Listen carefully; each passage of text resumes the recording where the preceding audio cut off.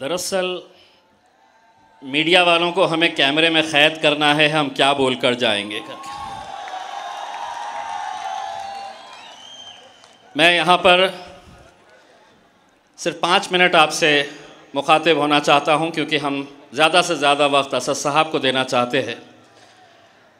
2 दिन पहले मैं इसी ग्राउंड के ऊपर आया था ये जायज़ा लेने के लिए कि असदुद्दीन अवैसी साहब की सभा भिवंडी में होने वाली है, तो ग्राउंड कैसा है, उसकी तैयारी कैसी है, उसका जायज़ा लेने के लिए मैं यहाँ पर पहुँचा। तो इसी ग्राउंड के ऊपर कुछ पुलिस ऑफिसर्स यहाँ पर आए, उनके साथ मशवरा हुआ, उन्होंने कुछ सुझाव दिए, हमने कुछ सुझाव दिए। लेकिन उनमें से एक पुलिस ऑफिसर ने बड़ी ही मुस्कुराहट के साथ उन्होंने मुझसे ये कहा कि साहब, भिवंडी का माहौल बहुत शांत है, भिवंडी का माहौल बहुत शांत है। उनका इशारा ये था कि हम आ रहे हैं तो कहीं कुछ गड़बड़ करके ना जाए। मैं आज महाराष्ट्र के तमाम पुलिस अधिकारियों को और महाराष्ट्र की सरकार को भिवंडी की आवाम की तरफ से एक पैगाम देना चाहता हूं। हमें सियासत से मोहब्बत नहीं है, इस देश से मोहब्बत करते हैं हम लोग, इस राज्य से मोहब्बत करते हैं, शहर से मोहब्बत करते हैं, जिस सरजमीन पे हम अपना मेहनत करके रोजी रोटी कमाते हैं, उससे मोहब्बत करते हैं। तो अगर किसी के जहन में ये बात है कि मजलिस आएगी तो कहीं माहौल गड़बड़ा जाएगा, हम तो कितने आज फितने सह रहे हैं, हम कैसे कैसे हालात से गुजर रहे हैं, इसके बावजूद भी हम सब्र का घूंट पी रहे हैं, क्योंकि हमें यकीन सरकारों के ऊपर नहीं है, हमारा यकीन हमारे अल्लाह के ऊपर है। और दूसरी बात यह है कि हमारी खामोशी को हमारी कमजोरी ना समझो। ये तमाम सियासी पार्टियों के लिए एक पैगाम है, हमारी खामोशी को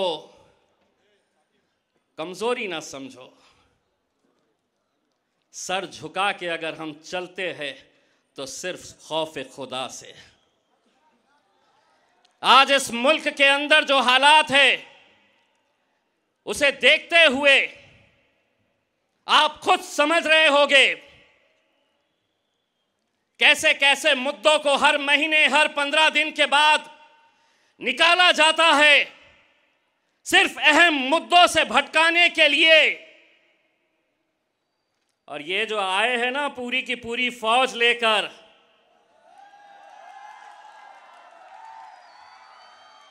आज ये पैगाम दो कि मजलिस ने भिवंडी की सरजमीन से ये ऐलान किया है कि हमें सियासत से मोहब्बत नहीं है, हम मुल्क से मोहब्बत करने वालों में से है। लेकिन नहीं, क्या बोलते, कुछ मिलता क्या, 3 दिन तक अपनी दुकान चलती क्या, लगे रहेंगे। एक बात समझ लो, ये वो आवाम है जिनके साथ हमने एक दिल का रिश्ता बनाए हैं। अब हम भी इतने होशियार हो चुके हैं कि हम बोलकर निकल जाएंगे और तुमको समझ में भी नहीं आएगा कि हमने क्या बोले।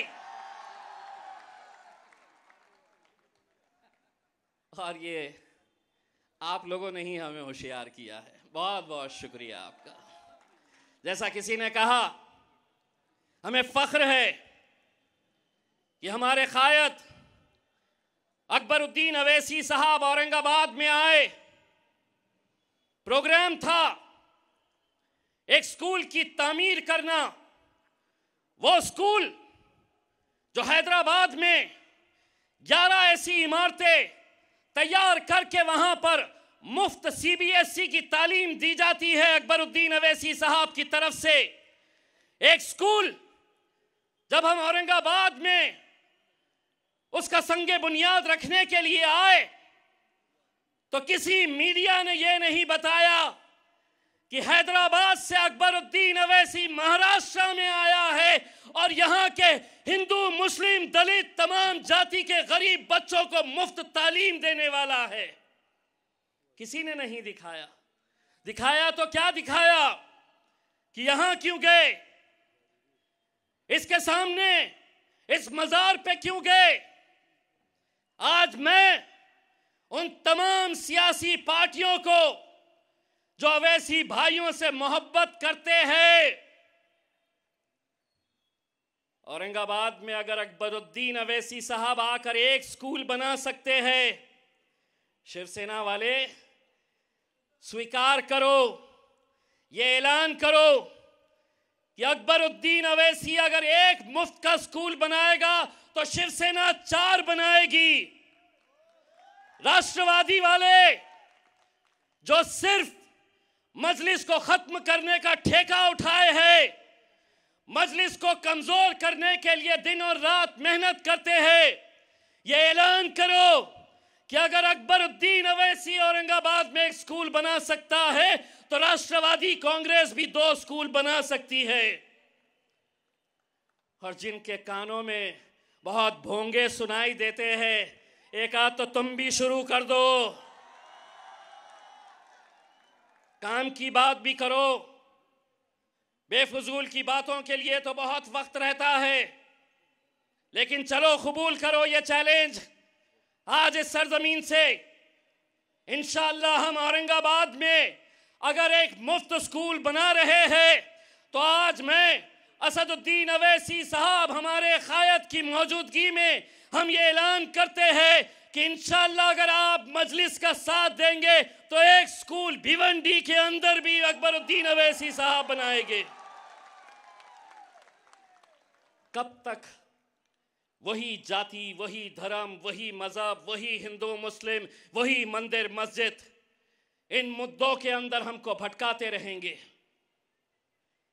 ये मुल्क की तहजीब है और मजलिस भी आज ये दोबारा उन तमाम सियासी पार्टियों को कहना चाहती है कि हमारे मुल्क की खूबसूरती जो है वो अनेकता में एकता है। तमाम तुम कोशिशें कर लो, जो साजिशें करना है कर लो, जो षड्यंत्र रचना है रच लो, लेकिन ये मुल्क अगर किसी का है तो जितना हमारे हिंदू भाइयों का है उतना ही दलित भाइयों का है और उतना ही हम तमाम मुसलमानों का ये मुल्क है। लेकिन नहीं, आज इस मुल्क के अंदर जो हालात है उसे देखते हुए कहीं ना कहीं हम सबको ये जिम्मेदारी के साथ आगे बढ़ने की ज़रूरत है। मुझे मालूम है कि आज ये वक्त कम मिला है, मैं आप लोगों को इतना यकीन दिला के जाता हूँ कि दोबारा आएंगे और इंशाअल्लाह अगली महफिल के अंदर ये दुआ करेंगे कि हमारे साथ खालिद गुड्डू साहब भी यहाँ पर मौजूद रहे, तब जाकर दिल खोल कर करेंगे।